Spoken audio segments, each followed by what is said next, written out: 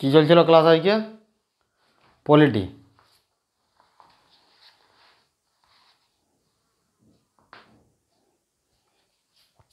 খাতা পেন বার করো। পলিটির কি চলছিল? ভাগ 3। ভাগ 3 5 থেকে 11 পর্যন্ত করানো হয়ে গেছিল। এরপর আজকে শুরু হবে যেটা না, ভাগ 3 কমপ্লিট করা হয়ে গেছিলো 5 থেকে 11 পর্যন্ত। ভাগ 3 কী বলেছিল? নাগরিকত্ব নিয়ে। নাগরিকত্ব নিয়ে বলা হয়েছিল। তো ফার্স্ট যখন নাগরিকত্ব আমাদের যে দেওয়া হয়েছিল, যে সবাই যারা ভারতবর্ষে আছে স্বাধীনতার পর সবাই ভারতের নাগরিক, কিন্তু এটা তো চলতে পারে না। তখন যে কেউ চলে আসবে ভারতে, মানে নাগরিকত্ব মানে একটা খেলার মতো হয়ে যাবে। তো এইভাবে চলতে থাকলে চলবে কি? চলবে না। এজন্য ভারতের নাগরিকত্ব প্রথম অধিনিয়ম নিয়ে এসেছিল কতই? নাগরিকত্ব অধিনিয়ম প্রথম যখন নিয়ে এসেছিল 1955 সালে নাগরিকত্ব অধিনিয়ম ফার্স্ট যখন দেখলো এরকম করে নাগরিকত্ব একটা ছেলে খেলার মতো হয়ে যাচ্ছে, তারপর নাগরিকত্ব অধিনিয়ম নিয়ে এলো। কত?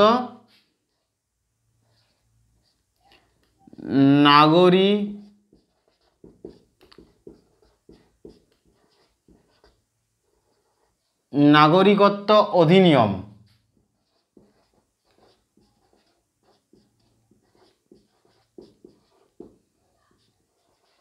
নাগরিকত্ব অধিনিয়ম কখন এসেছিল না? ভারতের নাগরিকত্ব অধিনিয়ম 1955 সালে প্রথম নাগরিকত্ব অধিনিয়ম কখন এসেছিল না? 1955 সালে প্রথম নাগরিকত্ব অধিনিয়ম নিয়ে এসেছিল। 1955 সালে প্রথম নাগরিকত্ব অধিনিয়ম নিয়ে আসা হয়েছিল।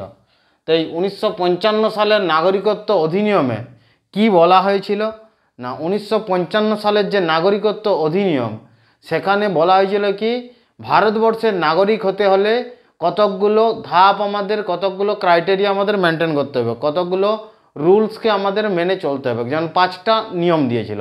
সেই 5টা নিয়ম কি? প্রথমে কি বলেছিল?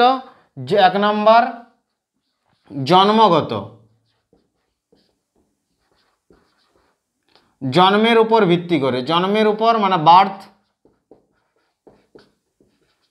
জন্মের উপর ভিত্তি করে ভারতের নাগরিক হওয়া যাবে। মানে যে কেউ ভারতে জন্ম নেবে তারা প্রত্যেকেই ভারতের নাগরিক। যেই ভারতে জন্ম নিবে, ভারতে যে জন্ম নেবে সেই ভারতের নাগরিক। ভারতে যে জন্ম নেবে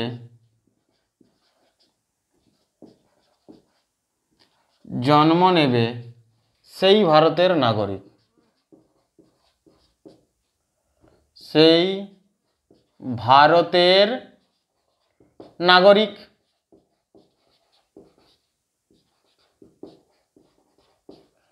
মানে ভারতে জন্ম নিলেই সে হয়ে যেত কি? ভারতের নাগরিক। এই আমাদের ভারতবর্ষের মাটিতে বিদেশের লোক যদি এসেও আমাদের ভারতবর্ষে তাদের সন্তান জন্ম নিল, তাহলেও সেও কি হয়ে যেত কি? ভারতের নাগরিক। তো এটা কি ঠিক? নিয়ম অনুযায়ী এটা আমাদের কি, বিদেশের একজন এলো ভারতে জন্ম নিয়ে নিল, ভারতের নাগরিক হয়ে গেল, এটা ঠিক না।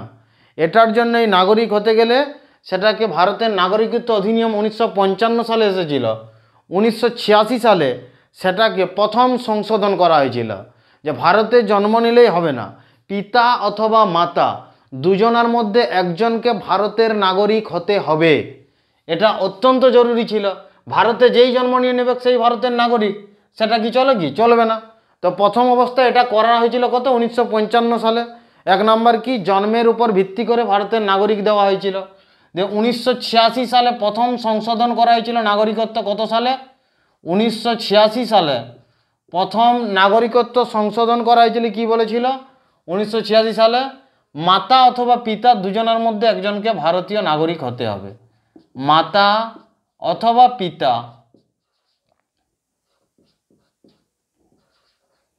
মাতা অথবা পিতা দুজনের মধ্যে একজনকে ভারতীয় নাগরিক হতে হবে। মাতা অথবা পিতা দুজনের মধ্যে একজনকে ভারতীয় নাগরিক হতে হবে।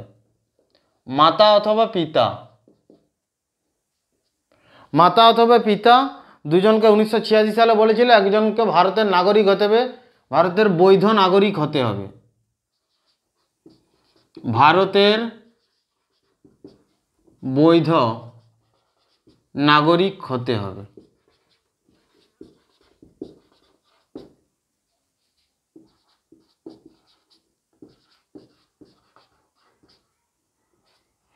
মাতা অথবা পিতা ভারতের বৈধ নাগরিক হতে হবে। 2 নম্বর কি বলেছিল, জন্মের 1 নম্বর কি জন্মের আধার পর এটা বলেছিল যেই জন্ম নিবে সেই, তার পরবর্তীকালে 1986 সালে সেটাকে চেঞ্জ করা হয়েছে। পরবর্তীকালে কি না বংশের, 2য় নম্বর কি বলেছিল, বংশের আধার, বংশের উপর ভিত্তি করে, বংশগত, বংশের উপর ভিত্তি করে। 1 নম্বর কি জন্মগত, দ্বিতীয়ত বংশের উপর ভিত্তি করে, বংশের উপর ভিত্তি করে যদি আমাদের ভারতীয় কেউ, যদি ভারতীয়দের মধ্যে পিতা যদি ভারতীয় নাগরিক হয় তার সন্তান ভারতীয় নাগরিকত্ব পাবে। পিতা যদি ভারতীয় নাগরিক হয়, বংশের উপর ভিত্তি করে কি বলেছিলাম, পিতা যদি ভারতের নাগরিক হয়, পিতা যদি ভারতের নাগরিক হয়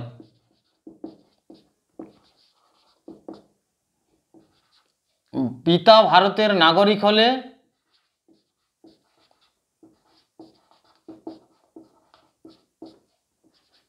হলে সন্তানও ভারতের নাগরিক হবে।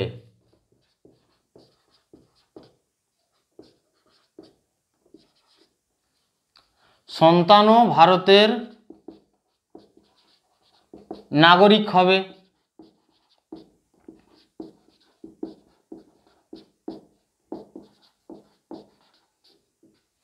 তো এটা ছিল যদি বাবা যদি ভারতীয় নাগরিক হয় তাহলে তার সন্তানও কি ভারতের নাগরিক হবে।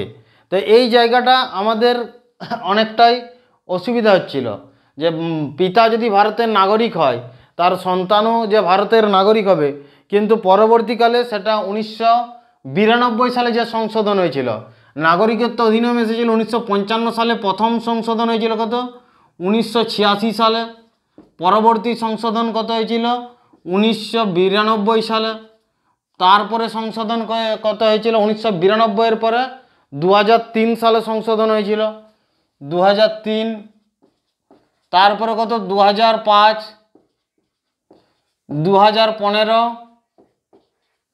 তারপরে কত সালে সংশোধন হয়েছিল 2019। এই নাগরিকত্ব যে সংশোধন করা হয়েছিল পরপর আমাদের এগুলো কি সংশোধন করা হয়েছে, মানে দিনের দিন যত যাচ্ছে ভারতীয় নাগরিকত্ব নেওয়া টাফ হয়েছে। এটা অত্যন্ত জরুরি, টাফ হওয়াটাই বাস্তবিক, মানে সহজে ইজি যদি ভারতীয় নাগরিক পেয়ে যায়, অন্য দেশ থেকে যে কেউ এসে ভারতীয় নাগরিকত্ব নিয়ে নেবে, এসে বিভিন্ন জায়গায় বিভিন্ন রকম খারাপ কাজে লিপ্ত থাকবে, দেশের মানে যে সুরক্ষা থাকবে সুরক্ষার বিঘ্নিত ঘটতে পারে। তো সেই জন্য নাগরিকত্ব দিতে হলে সমস্ত কিছু যাচাই করে সেটা টাফলিভাবে দিতে হবে, সেটাকে আরও গুরুত্ব সহকারে যাচাই করতে হবে। বংশের উপর ভিত্তি করে কি পিতা যদি ভারতের নাগরিক হয় হলে সন্তানও ভারতের নাগরিক হবে। এটা হচ্ছে কি বংশগত, মানে বংশ পরম্পরা এটা ভারতের নাগরিক। তো এটা 1992 সালে এটা শুধু পিতা ছিল, পরবর্তীকালে বলা হয় শুধু পিতা হলে হবে না, মাতাও যদি ভারতের নাগরিক হয় তার সন্তান ভারতের নাগরিকত্ব পাবে। পিতা অথবা মাতা 1992 সালের যে সংশোধনী হয়েছিল সেখানে কি বলা হয়েছে, পিতা অথবা মাতা, পিতা অথবা মাতা দুজনের মধ্যে একজন যদি আমাদের কি হয় ভারতীয় নাগরিক হয় তাহলেই সে ভারতের নাগরিকত্ব পাবে। পিতা অথবা মাতা দুজনকার মধ্যে একজন যদি ভারতের নাগরিক হয় সে ভারতের নাগরিকত্ব পাবে। 1992 সালের সংশোধনীতে এটা করা হয়েছে। 3 নম্বর নিয়মে কি বলেছে নাগরিকত্ব দেওয়ার 3 নম্বর নিয়ম, 3 নম্বর নিয়মে বলা হয়েছে পঞ্জীকরণ। পঞ্জীকরণ বলতে রেজিস্ট্রেশনের মাধ্যমে,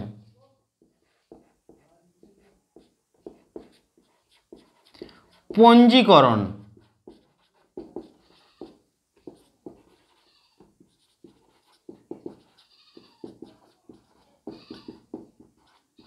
রেজিস্ট্রেশনের মাধ্যমে।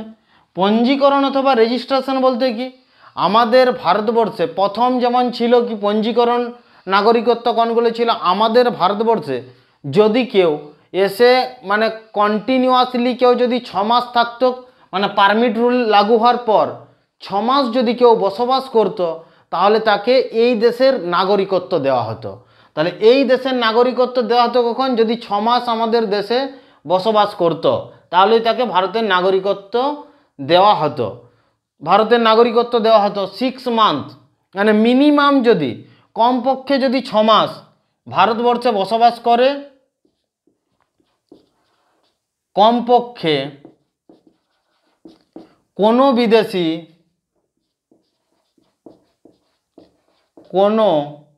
বিদেশি যদি 6 মাস 6 মান্থ 6 মাস ভারতে বসবাস করে,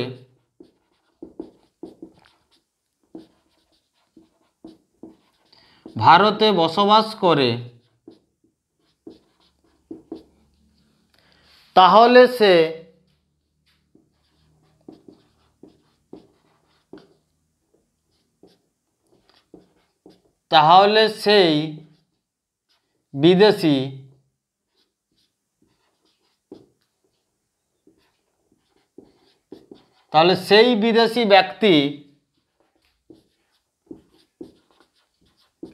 ভারতের নাগরিকত্বের জন্য অ্যাপ্লাই করতে পারে।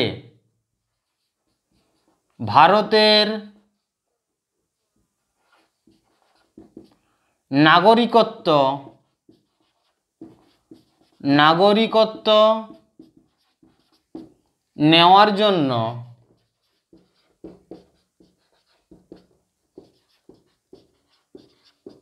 আবেদন করতে পারে।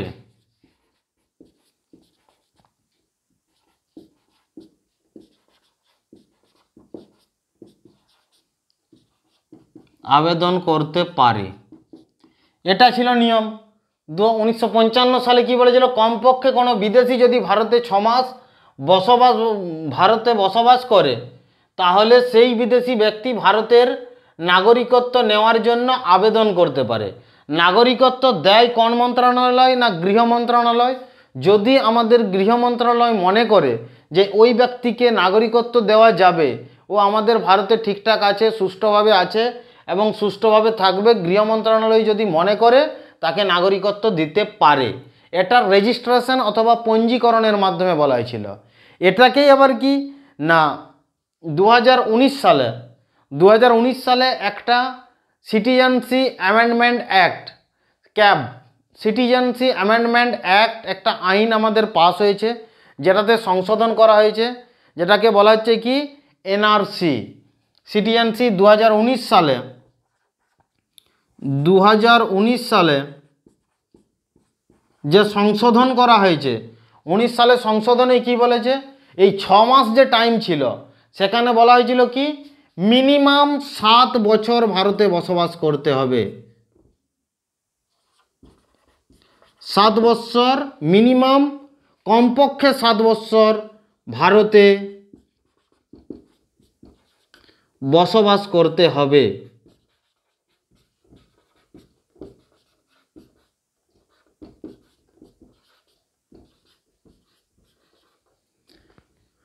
কমপক্ষে 7 বছর ভারতে বসবাস করতে হবে। কমপক্ষে কত না 7 বছর ভারতে বসবাস করতে হবে। তাহলে বর্তমানে কি মানে পঞ্জীকরণে যদি বলি, এখন যদি আমরা ভারতের নাগরিকত্ব নেওয়ার জন্য কেউ আবেদন করে, কমপক্ষে 7 বছর ভারতে বসবাস করতে হবে 7 বছর আগের থেকে। তাহলেই সে, এখন এটা আমাদের ভারতের আইন বর্তমান এটা, আর এটা ছিল আগে, ছিল 6 মাস আগে ছিল। বর্তমানে কি 7 বছর ভারতে কমপক্ষে বসবাস করতে হবে, তাহলে ভারতে কোনো বিদেশি ভারতের নাগরিকত্বের জন্য আবেদন করতে পারবে। কোনো বিদেশি ভারতের নাগরিকত্বের জন্য আবেদন করতে পারবে, যেটাকে এনআরসি বলেছিল। প্রচুর মানে একটা দাঙ্গার মতো সৃষ্টি হয়েছিল। অনেক গভর্নমেন্ট সম্পত্তি পুড়িয়ে দিয়েছিল, জ্বালিয়ে দিয়েছিল। তাদেরকে সঠিক যখনই গভর্নমেন্ট ট্রিটমেন্ট করলো, দাওয়াই দিল, অটোমেটিক তারা ঘরে ঢুকে গেছে। এনআরসি বিল এসেছে, সমস্ত কিছু এসেছে। এটা গণতান্ত্রিকভাবে আন্দোলন করতে পারে, সেটা গণতান্ত্রিকভাবে। কোনো গভর্নমেন্ট সম্পত্তি নষ্ট করাটা কোনো সঠিক মানে সঠিক পথ না। সেটা সরকারি হসপিটাল, সেখানে আমি যে বোম ফেলে দিলাম, রেলওয়ে স্টেশনে পাবলিক জনসাধারণ মানুষের রাস্তায় জঞ্জাট তৈরি করে দিলাম, এখানে সেখানে আগুন জ্বেলে দিলাম, এটা কোনো কিছু জিনিসের সমাধান কি? কখনোই না। কারণ আমরা সবাই ভারতীয়। গণতন্ত্রের দিক দিয়ে এনআরসি করাটা অত্যন্ত জরুরি। কারণ এই কোনো বিদেশি ব্যক্তিকে যত নাগরিকত্ব দেওয়া টাফ হবে ততই ভালো। কারণ এমনিতেই পপুলেশন বেশি, তো এতে ক্রাইম বাড়ছে, যত পরিমাণে বিদেশি শক্তি এসে ভারতের মধ্যে ক্রাইম করার চেষ্টা করছে, বিভিন্ন জায়গায় বিস্ফোরণ ঘটছে, তো বিভিন্ন জায়গায় অ্যাটাক হচ্ছে, এগুলোকে বাধা দিতে হলে কি সুরক্ষা তো অত্যন্ত জরুরি, তার জন্য স্টেপ নিতে হবে। তো এই কমপক্ষে 7 বছর ভারতের নাগরিক ভারতে বসবাস করতে হবে, তাহলে সে আবেদন করতে পারে। এটা কি পঞ্জীকরণ অথবা রেজিস্ট্রেশনের মাধ্যমে। তারপরে কি আমাদের 3 নম্বরের পর 4 নম্বরে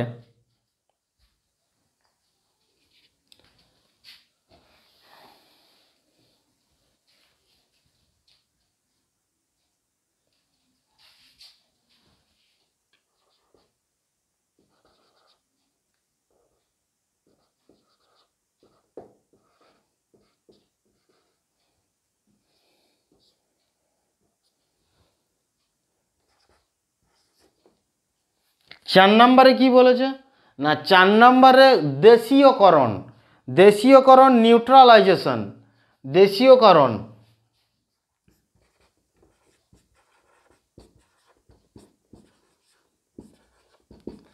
দেশীয়করণের মাধ্যমে, দেশীয়করণের মাধ্যমে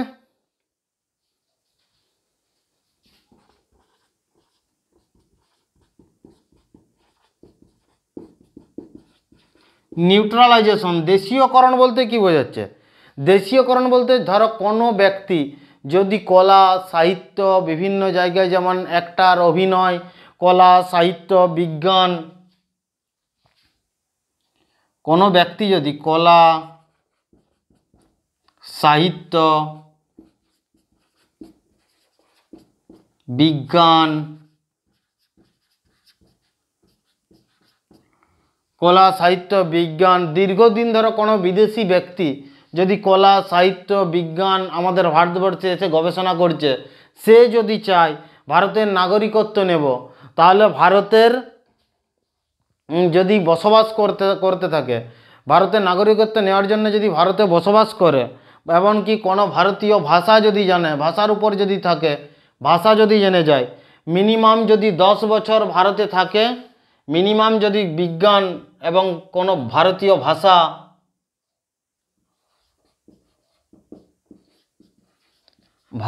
ভাষা এগুলো নিয়ে যদি মিনিমাম 10 বছর চর্চা করে, মিনিমাম 10 বছর যদি 10 ইয়ার্স যদি চর্চা করে, তাকে ভারতীয় নাগরিকত্ব দেওয়া হবে, তাকে কি ভারতের নাগরিকত্ব দেওয়া হবে 10 বছর। বর্তমানে এটা কত হয়ে গেছে, মোটামুটি 12 বছর হয়ে গেছে, তাকে ভারতের নাগরিকত্ব দেওয়া হবে। বর্তমানে এটা 12 বছর হয়ে গেছে, কত বছর, 12 ইয়ার্স। প্রত্যেক মানে যত দিন যাচ্ছে আস্তে আস্তে ভারতের নাগরিকত্ব নেওয়া টাফ হচ্ছে। আগে ছিল 10 বছর, বর্তমানে হয়ে গেছে কত, 12 বছর। যদি কলা সাহিত্য বিজ্ঞান কোনো সায়েন্টিস্ট যদি ভারতে 10 বছর গবেষণা করছে, কোনো একটা ভারতীয় ভাষা নিয়ে চর্চা করছে, আমাদের সাহিত্য নিয়ে চর্চা করছে, তো এগুলো কোনো আমাদের বিজ্ঞান নিয়ে চর্চা করছে, তাহলে সে যদি 10 বছর মিনিমাম ভারতবর্ষে থাকে কিংবা বর্তমানে 12 বছর থাকলে তাকে ভারতীয় নাগরিকত্ব দেওয়া হবে, দেওয়া যাবে। এটা কিসের মাধ্যমে না, দেশীয়করণের মাধ্যমে।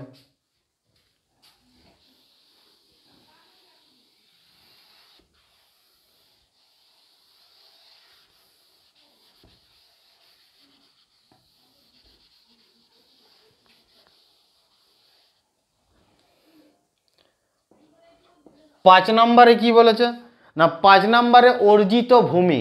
ভারতবর্ষ যদি কোনো ভূমিকে অর্জন করে থাকে, মানে কোনো ভূমি ভারতবর্ষের যেটা আমাদের বিস্তার আছে, ভাগ 1-এ বলা হয়েছে কি ভারতবর্ষের ল্যান্ডের বিস্তার নিয়ে, তো 1 আমরা খুব ভালোভাবে আলোচনা করেছি। তো এই বিস্তার করে ধরো যদি কোনো একটা দেশকে ভারত নিজের সঙ্গে মিলিয়ে নেয়, ধরো পাকিস্তান আছে, পাকিস্তানকে যদি ভারতের সঙ্গে মিলিয়ে নেয়, এখন বর্তমানে জম্মু কাশ্মীর যে অবস্থায় হয়েছে, জম্মু কাশ্মীর তো ভারতেরই অংশ, তো জম্মু কাশ্মীরকে যেটা পাক অধিকৃত কাশ্মীর, তাকে যদি ভারতের সঙ্গে মিলিয়ে নেয়, কিংবা পুরো পাকিস্তান আফগানিস্তান অখণ্ড ভারত যদি নির্মাণ করা হয়, যদি ভারতের সঙ্গে পুরো ভারতকে মিলিয়ে নেওয়া হয়, নেপাল ভুটান বাংলাদেশ সিকিম, এগুলো সব, সিকিম তো মিলে গেছে, তো এগুলো হবে কি অর্জিত ভূমি।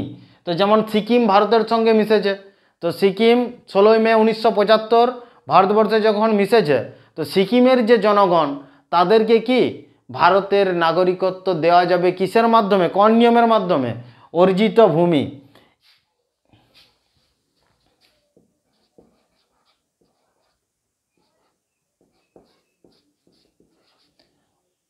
অর্জিত ভূমি,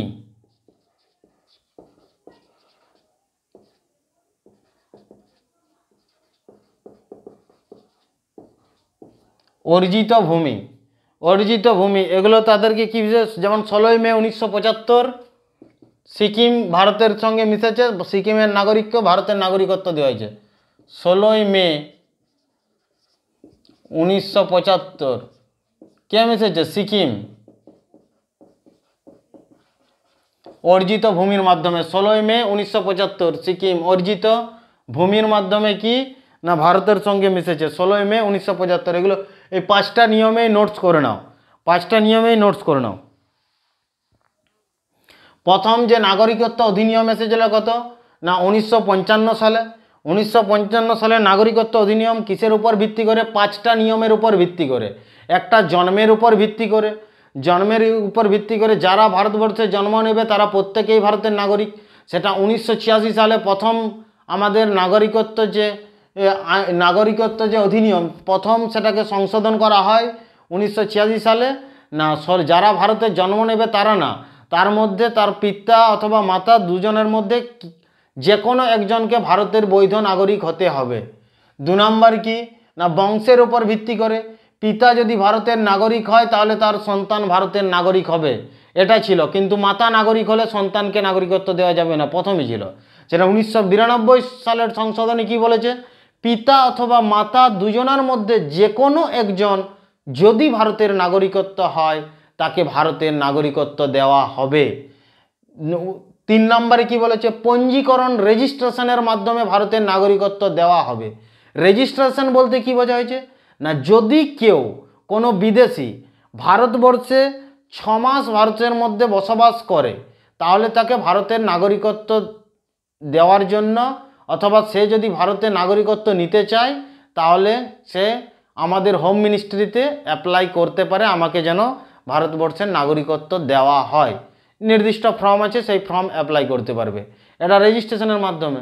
2019 সালের এটা সংশোধন করা হয়েছিল কি এনআরসি, যে আমাদের ক্যাব বিল এসেছিল এনআরসি, সিটিজেনশিপ অ্যামেন্ডমেন্ট অ্যাক্ট 2019 সালে। সেই 19 সালে আমাদের যে আইন পরিণত হয়েছে ওই আইনে এটাকে 7 বছর মিনিমাম ভারতে বসবাস করতে হবে, তারপর ভারতবর্ষের আমরা নাগরিক হওয়ার জন্য আবেদন করতে পারবে কোনো বিদেশি, আমরা না, কোনো বিদেশি আবেদন করতে পারবে। তারপরে 4 নম্বরে কি বলেছিল? দেশীয়করণ নিউট্রালাইজেশন। কোনো বিদেশি ব্যক্তি ভারতবর্ষে যদি বিজ্ঞান নিয়ে, কোনো সায়েন্স নিয়ে, কোনো একটা ভারতীয় ভাষা নিয়ে যদি কোনো রিসার্চ করে, ভারতের কোনো ডেভেলপমেন্ট মেডিকেল চর্চা করে, তো সেই জায়গায় সে যদি খুব ভালো কাজ করে, কোনো সঙ্গীত শিল্পী, গায়ক, কোনো অ্যাক্টার যদি হয়, তারা যদি কমপক্ষে ভারতবর্ষে বসবাস এইরকম কাজ করতে চলে তাদেরকে ভারতের নাগরিকত্ব দেওয়া যাবে যদি মিনিমাম 10 বছর ভারতবর্ষে সেটা করতে থাকে। বর্তমানে যদি 12 বছর কাজ করে তাদেরকে ভারতীয় নাগরিকত্ব দেওয়া যাবে। 5 নম্বরে কি বলেছে না অর্জিত ভূমি অ্যাকুরেট। যদি ভারতবর্ষ কোনো দেশকে পৃথিবীর মধ্যে কোনো একটা ভূমি যদি অর্জন করে, যুদ্ধের মাধ্যমে বলো, চুক্তির মাধ্যমে বলো, তাহলে তাকে ভারতবর্ষের নাগরিকত্ব দেওয়া যাবে কিসের উপর? অর্জিত ভূমির ওপর। যেমন 16ই মে 1975 সিকিম ভারতের অংশ হয়েছে, ভারতের একটা রাজ্য হয়েছে, তো সিকিমের যে জনগণ তাকে ভারতের নাগরিকত্ব দেওয়া হয়েছে তাদেরকে, তো কিসের মাধ্যমে না অর্জিত ভূমির মাধ্যমে। এটাই হচ্ছে কি নাগরিকত্ব অধিনিয়ম। পরিবর্তন হয়েছিল প্রথমে 1955 সালে এসেছিল, প্রথম পরিবর্তন সংশোধন হয়েছিল 1986 সালে, পরবর্তী সংশোধন 1992, 2003, তারপরে 2005, তারপরে 2015, তারপরে 2019। এটা নাগরিকত্ব সন্দেহ, এটা লিখে নাও ভালো করে।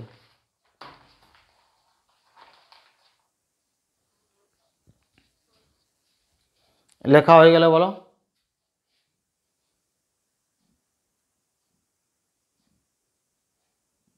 হয়ে গেছে?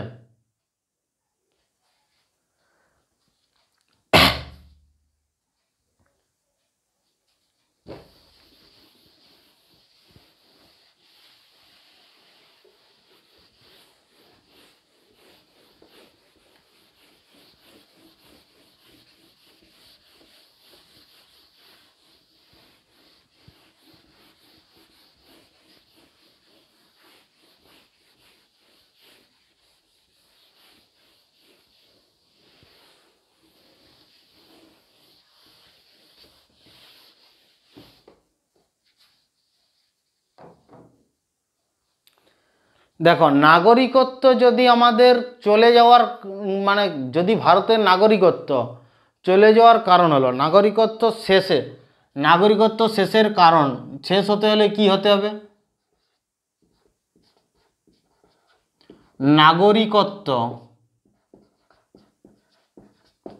শেষ হতে হলে কি হবে?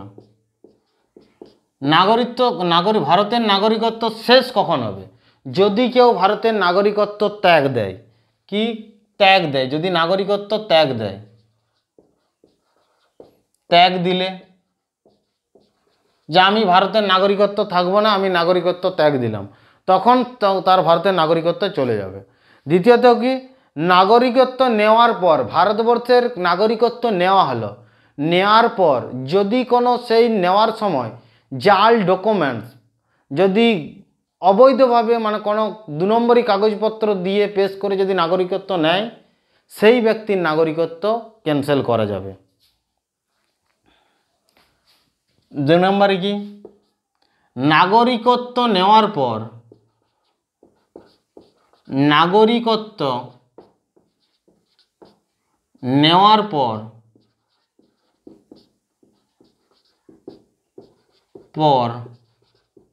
জাল ধরা পড়লে,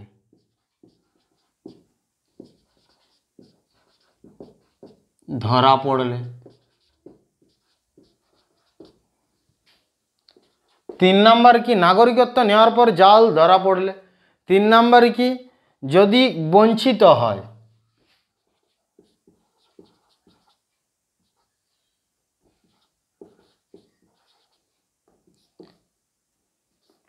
বঞ্চিত বলতে কি, যদি কেউ কোনো পাগল, দেশ বিরোধী কাজ করলে,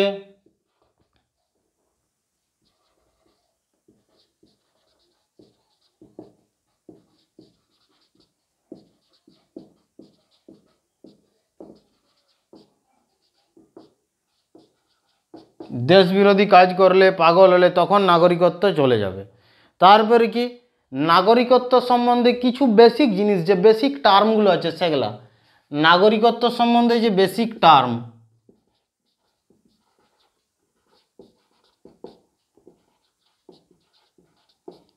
নাগরিকত্ব সম্বন্ধে যে বেসিক টার্ম বলতে কোন দেশ থেকে ভারতের নাগরিকত্ব নেওয়া হয়েছিল, কোন দেশ থেকে ভারতের নাগরিকত্ব আমাদের সংবিধানে নেওয়া হয়েছিল, ভারতবর্ষে মানে কপি করা হয়েছিল, সেটা হচ্ছে ব্রিটেন ইংরেজদের থেকে নেওয়া হয়েছিল, ব্রিটেন থেকে নেওয়া হয়েছিল। এর প্রকার কি, ভারতের যে নাগরিকত্ব তার প্রকার কি, ধরন কি, একহেরি নাগরিকত্ব, মানে একজন ব্যক্তি ভারতের নাগরিকত্ব একটাই নিতে পারে, একটাই নাগরিকত্ব হবে, একহেরি নাগরিকত্ব।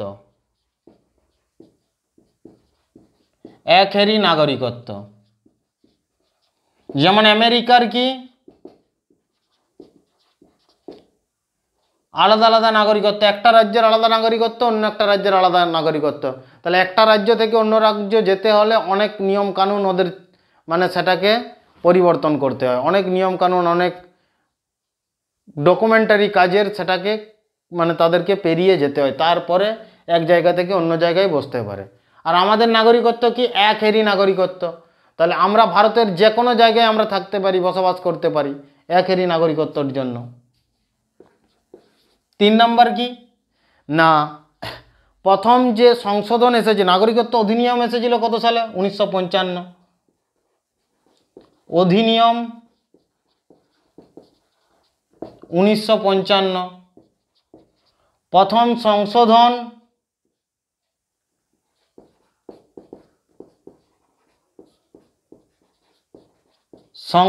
প্রথম হয়েছিল 1986 সালে। প্রথম সংশোধন হয়েছিল কত? 1986 সালে। কোন সংস্থা নাগরিকত্ব দেয়? নাগরিকত্ব সম্বন্ধে বিল কোন সংস্থা পেশ করে? না সংসদ।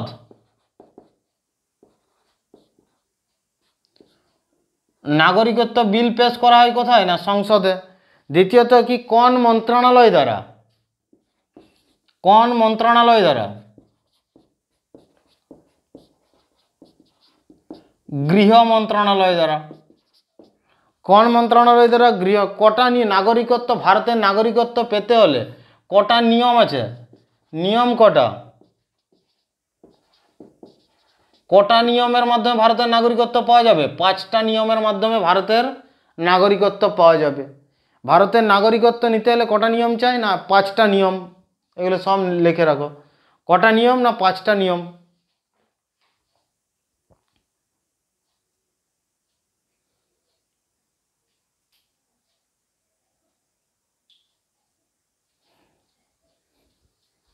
লেখে নাও সব।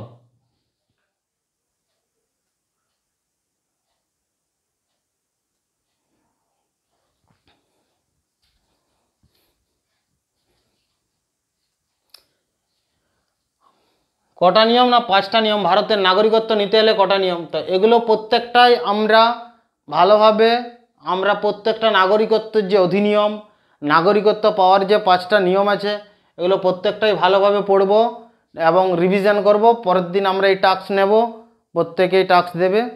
আজকের ক্লাস এই পর্যন্ত আমরা করাচ্ছি।